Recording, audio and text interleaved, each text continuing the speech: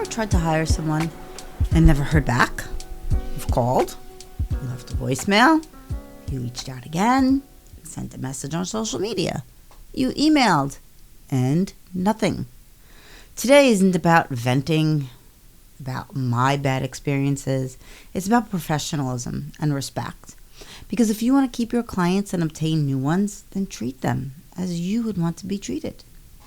Welcome back to Sip on This, the show where we talk about love, life, careers, with tips to keep your clients and new customers. If this is your first time joining me, then welcome. I'm your host, Deirdre Haggerty. I am an ICF certified coach and the founder of Coaching with Miss D, which offers life, relationship, and career coaching to help you align your values and vision for life. I am so excited you're joining me today to have a conversation, coffee or tea in hand, as we chat about life, careers, relationships, and all the little things that shape who we are. I won't lecture you. I won't tell you what to do. It's just the two of us in a coffee shop, chatting about topics that make us laugh or drive us nuts, like businesses that ghost you, and you reached out to them, and you're trying to give them money. I recently wrote a blog post about this topic. It's called What Professional Etiquette Really Means, and you could read more about the topic on my website, coachingwithmissd.com. So yeah, okay. My ideas for social media posts, podcasts, blogs, they come from real experience, everyday life. Whether something I have dealt with firsthand or something I've heard in coaching sessions. And mind you, in coaching sessions, my clients understand I also do a podcast. And if they don't want me speaking about something publicly, I won't. If something comes up, I will ask them if I'm allowed to speak of it. And I never divulge anybody's name or personal history. If I think it's valuable information to help the general public in the sphere of what I do, I will share it. And I used to do that as a beauty writer, in my beauty blog, and as an educator, all the things I came across with in the salon and the schools I used to write about when I had my old blog, Ask the Pro Stylist. So today's topic is kind of an amalgamated array of experiences. I reached out to someone I knew I had met about an idea I had. And this person does this particular thing for a living. And I had met her at an event that she ran. So I contacted her on social media. And it took her 4 attempts to respond. At that point, I was already looking for somebody else. Now, because I do a lot of in-person networking, I wanted to offer her this opportunity for her business because I met her personally. That's kind of like what networking is about, right? It's not just about getting people at the networking events to hire you, but so that they could recommend you. So it's also encouraged in networking to do and meet and have one-on-one conversations, maybe coffee, lunch, whatever. So again, in another networking conversation I had, I was asked for my contact information to someone who expressed interest in connecting. Nothing for weeks. No contact. I will not recommend this man's business. I didn't really like him to begin with, but I wanted to give him that opportunity to learn more about him. There was something a little fishy, a little off. Here's another example. At these meetings, people speak for about 1 minute about their work, about what they do, about what they can offer you. And what I find unbelievably disrespectful are those people who are chattering during these self-promotional commercials. I think it's so rude. If there are 30 people there and everybody was quiet for your 1 minute, now as soon as somebody else is speaking, it doesn't matter who it is, they're chattering away. It's kind of disrespectful. It's kind of rude. So show some respect at these things. And those who do that, I see you. And even if you didn't do it to me, I will never recommend your business. And it's not that you might not have a great product. Maybe you do. Maybe you have a great service. But it's the respect for other people. And that's what I'm talking about today. If you cannot respect people during vulnerable moments, some people have a problem speaking publicly.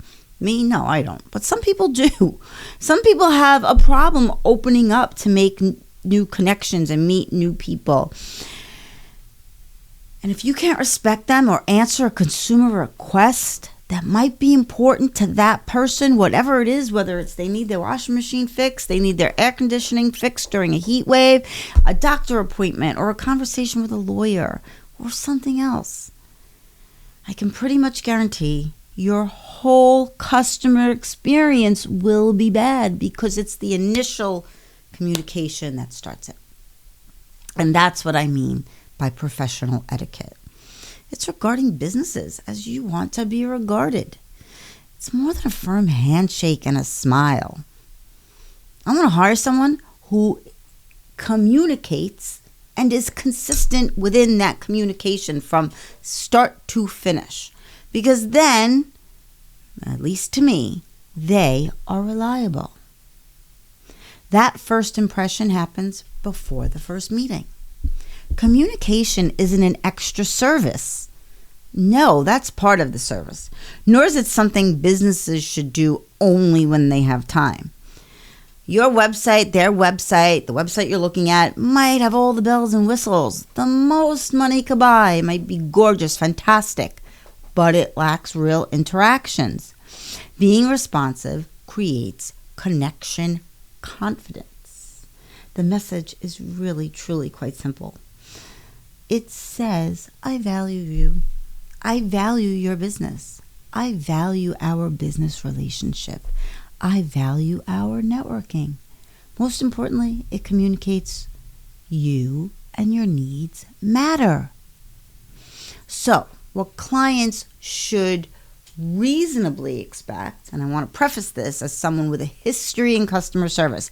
I didn't just start out as a coach 5 years ago. I've been in customer service for now 40 years, literally. Okay, since high school, I've been involved in customer service in one way or another. And I've had to learn the hard way. The hard way. When my customer service was, I relied on good customer service to provide the customer so I would get better tips. I had to learn the hard way, starting as a hairstylist, working my way to salon manager, to business owner, like I want these people's business, to educator, to school director, and to now coach. All of these businesses, all of this career that I've had, the careers that I've had, have always relied upon my clients. Full stop. Emailing and social media have become immediate ways to make contact and connect. When emailing, clients could expect a response within 24 hours, even if the answer isn't available, because there are automated messages in place with a response that's going to let the client know you value them and you will return their email in said amount of time. If a business is closed and somebody tries to call, there always should be some type of answering service or voicemail with a response, letting the client know, please leave a message. I'll return your call at such and such a time. We'll be back into the office at such and such a time. That's just good responses.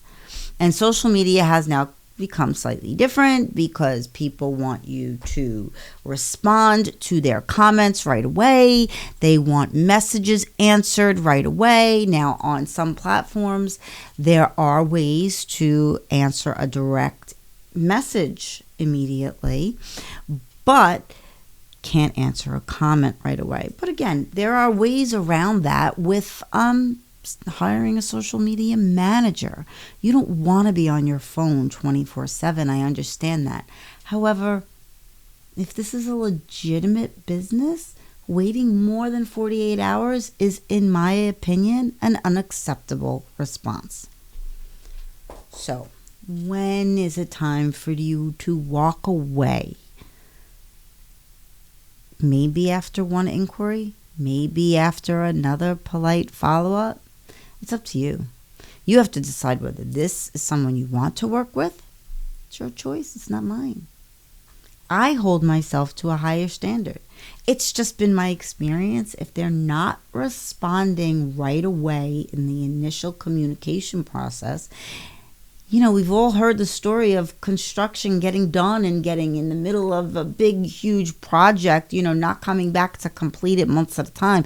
People aren't answering phones. I'm not saying that's going to happen, but if the beginning conversation isn't to your standards, then what makes you think the standards are going to be maintained during the rest of the business relationship? I hold myself to a higher standard because I understand and I value my clients. I'm not saying I'm better than anybody. I'm saying I rely on my clients because much of my day is in private sessions. And I unfortunately can't answer an email or voicemail right away, but I will reply within 24 hours. And this matters so much because if someone reaches out for coaching, it means they're at a point where they realized they need it. And that is important. You are important. Professional etiquette isn't not about being perfect. It's about making people feel respected, listening when they're speaking, calling them, when you say you're going to, returning a message, answering an email. So if you're listening to this podcast, I want you to think about this. What is one small communication habit you can improve this week? You don't have to answer. You don't even have to answer in the comments. But what I would love to hear from you is what's one act of professional etiquette that's made a lasting impression on you? What is something someone's done that really impressed you? Or one that's made you decide to take your business elsewhere? And then I'd like to invite you to visit coachingwithmissd.com to read the full article, explore my coaching services, or connect with me directly. I promise I will answer you back. Unless, of course, you are a cyber beggar. Then no is my answer already. I don't need you to revamp my website or my YouTube channel or do my social media. I have a team. Thanks. No thanks. Everybody else, I will answer you back. Thank you so much for spending a few moments with me today. But before you go, if these conversations resonate with you and you've been wishing for a space to challenge some of those stories in real time, I want to invite you to Coffee with Ms. D. It is a free monthly online gathering for anyone navigating change, reinvention, relationships, career transitions, and discovering what comes next. There's no pressure. There are no perfect answers. Just real conversation with reflection and connection and, who knows, maybe one next step. I don't know. So grab your coffee, your water, your tea, and join me. Our next Coffee with Ms. D is on Friday, August 4th at 10 a.m. Eastern Time. And it continues on the first Friday of every month. You can register at coachingwithmissd.com/coffee. I'd love to see you there. So please share this episode with someone who might need a coach today. And subscribe, and visit coachingwithmissd.com for more resources. Until next time, keep sipping. And remember to live your life as your authentic self. Your version, no one else's.